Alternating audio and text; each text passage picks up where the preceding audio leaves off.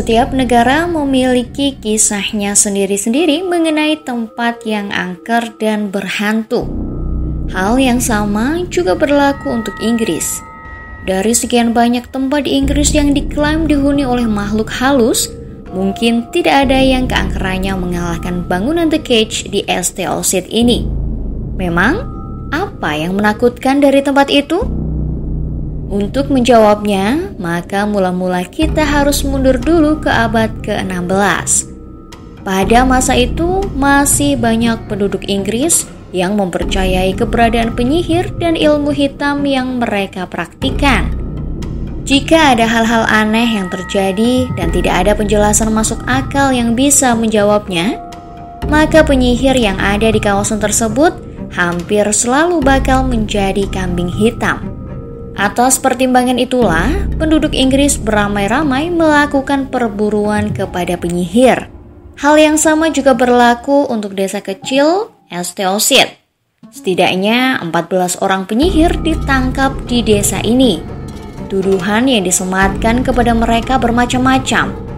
Mulai dari dituduh memasang kutukan pada seseorang, menciptakan wabah penyakit, hingga menggunakan familiar atau roh peliharaan mereka untuk membuat kekacauan. Dari sekian banyak penyihir yang ditangkap di St. Osyth, salah satu yang paling terkenal adalah Ursula Kent. Pada awalnya, tetangga-tetangga Kent memandangnya secara positif, karena Kent yang berprofesi sebagai penyembuh kerap dimintai pertolongan setiap kali ada yang jatuh sakit atau terkena kutukan oleh penyihir lain. Ironisnya, profesinya tersebut malah justru bakal menjadi senjata makan tuan baginya. Karena Kent terbiasa hidup sendiri sambil menciptakan ramuan-ramuan aneh dan memelihara banyak kucing di rumahnya, hanya masalah waktu sebelum ia sendiri yang dituduh sebagai penyihir. Hal tersebut akhirnya benar-benar terjadi setelah pada tahun 1582 Kent ditangkap atas tuduhan melakukan praktik sihir. Kent beserta 13 orang tertuduh penyihir lainnya kemudian dipindahkan ke sebuah penjara khusus penyihir yang bernama The Cage. Di sanalah Kent beserta 5 orang lainnya dihukum gantung sebelum kemudian mayatnya dikuburkan tanpa diberikan batu nisan ataupun tanda pengenal lainnya. Sesudah itu, bangunan yang sama kembali menelan korban jiwa secara tidak langsung setelah para korban wabah maut hitam dirawat dan meninggal di sana. Ratusan tahun berlalu, The Cage kemudian beralih fungsi menjadi rumah pribadi. Saat itulah rentetan kejadian aneh mulai bermunculan. Pembeli pertama The Cage dikabarkan menjual rumahnya hanya 2 minggu setelah dia membelinya. Sementara pembeli lainnya dilaporkan mengalami gangguan jiwa sejak menempati rumah tersebut sebelum akhirnya tewas gantung diri. Dari sekian banyak orang-orang yang pernah menempati The Cage, salah satu yang paling terkenal adalah Vanessa Michel. Ia dikabarkan mendiami The Cage selama 11 tahun sebelum kemudian memutuskan untuk menjualnya karena tidak tahan lagi dengan kejadian-kejadian menakutkan yang menimpanya di sana. Vanessa menjelaskan kalau ia pertama kali membeli The Cage pada tahun 2004 tanpa mengetahui masa lalu kelam yang dimiliki oleh rumah tersebut. Namun hanya masalah waktu baginya untuk mengetahui kalau ada yang tidak beres dari rumah ini. Menurut pengakuannya, ia mengaku kerap mendengar suara langkah kaki dari koridor kendati tidak ada siapa-siapa di sana. Volume TV kerap berubah-ubah sendiri meskipun tidak ada orang di dekatnya. Vanessa juga mengaku melihat bercak darah misterius di ruang depan dan sosok menyerupai bayangan hitam. Seiring berjalannya waktu, hal-hal aneh yang terjadi di dekatnya tidak kunjung berkurang, namun malah semakin di luar kendali. Saat ia sedang hamil, ia merasa kalau ada tangan tak terlihat yang mendorongnya hingga jatuh ke tanah. Lalu saat putranya sudah lahir dan tengah terlelap, ia sempat melihat sosok berkepala kambing menampakkan diri di dekat putranya.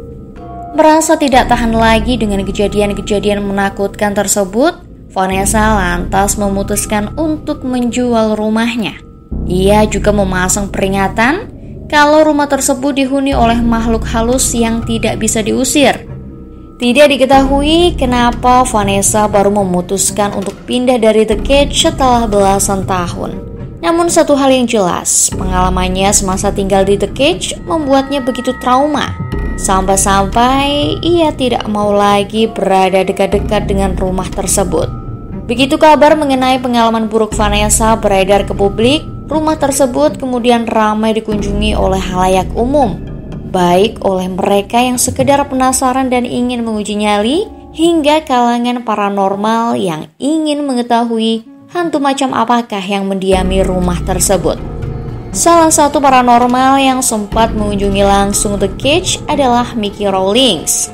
Tidak butuh waktu lama bagi Rawlings untuk membuktikan kalau memang ada makhluk tak kasat mata yang mendiami The Cage. Begitu ia berada di dalam, ia langsung disambut oleh buku-buku yang berterbangan sendiri.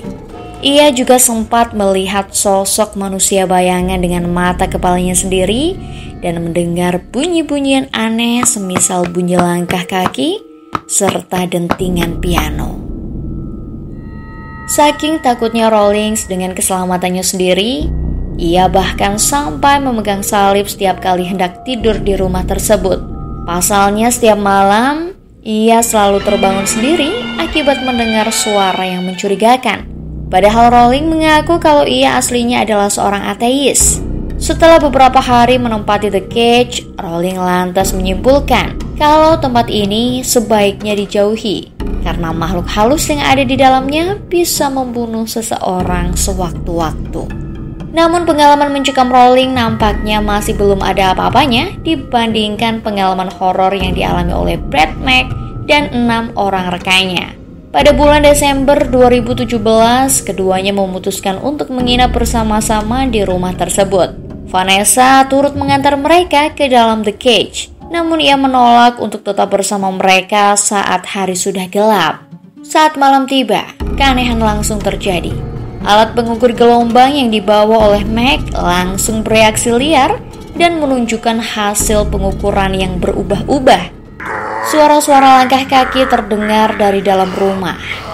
Saat Mac memeriksa tangga, ia merasa seolah-olah ada yang berbisik di dekatnya. Ia bahkan sempat melihat sepasang sosok manusia kecil berbadan kurus yang menampakkan diri di dekatnya. Namun langsung melarikan diri saat Mac mencoba menyentuhnya. Namun Mac dan rekan-rekannya masih menolak untuk menyerah. Sejumlah rekan Mac melanjutkan penyelidikan ke kamar tidur utama di lantai atas, ruangan yang disebut-sebut sebagai ruangan paling berhantu di The Cage. Sementara Mac dan rekannya yang lain memantau mereka dari bawah tangga dengan memakai perangkat CCTV. Saat itulah hal yang sungguh-sungguh mengerikan terjadi. Dari pantauan kamera CCTV, Mac dan rekannya menyaksikan bagaimana salah seorang rekan mereka yang bernama Debbie nampak berubah wujud. Mulutnya terlihat menyeringai lebar dan hidungnya terlihat memanjang, seolah-olah ia sedang berubah wujud menjadi nenek sihir. Ketika Debbie akhirnya keluar dari kamar tidur dengan penampilan yang sudah terlihat normal, ia mengeluh kalau punggungnya terasa terbakar. Saat punggung Debbie diperiksa, mereka menemukan adanya bekas luka bakar panjang. Seolah-olah punggung Debbie baru saja dicakar oleh tangan yang berapi. Mac pun lantas berspekulasi kalau saat berada di dalam kamar, ada hantu penyihir yang sempat merasuki Debbie untuk beberapa lama sambil meninggalkan bekas. Selesai kejadian ini, Mac dan rekan-rekannya memutuskan untuk tidak lagi melanjutkan penyelidikan mereka di The Cage. Masih banyak lagi sebenarnya kisah-kisah horor lain terkait The Cage. Bahkan, mereka yang hanya sekedar melintas di depan The Cage mengaku sempat menjumpai penampakan-penampakan aneh. Mulai dari bola-bola bercahaya yang berjumlah banyak, sosok manusia bayangan, hingga penampakan manusia yang berpenampilan menyerupai penyihir. Dengan melihat hal-hal tadi, Tidak salah jika The Cage lantas disebut sebagai salah satu tempat yang paling berhantu di Inggris.